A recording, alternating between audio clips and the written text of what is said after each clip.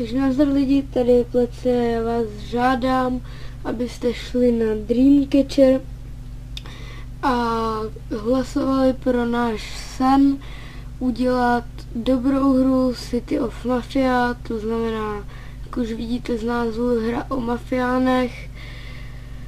Pokud chcete dobrou hru s dobrým příběhem, grafiku, jako byl třeba Godfather 1, 2 nebo Mafia 1, 2 a hlavně levnou, ta hra by měla stát okolo 200, Collector's Edition až 500, takže nebude to, když se tak vezmeme, moc drahá hra.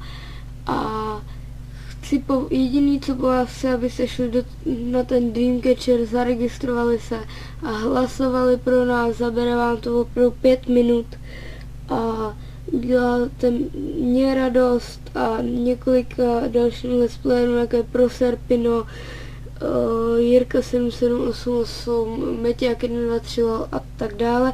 Strašnou radost s tím uděláte a tahle hra opravdu bude graficky lámat i všechny hranice, rekordy, já nevím co všechno.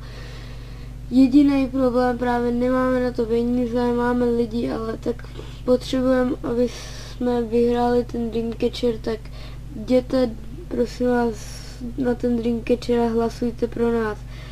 Já vám tímhle předem moc děkuju, v popisku máte link a já se s váma loučím a ahoj.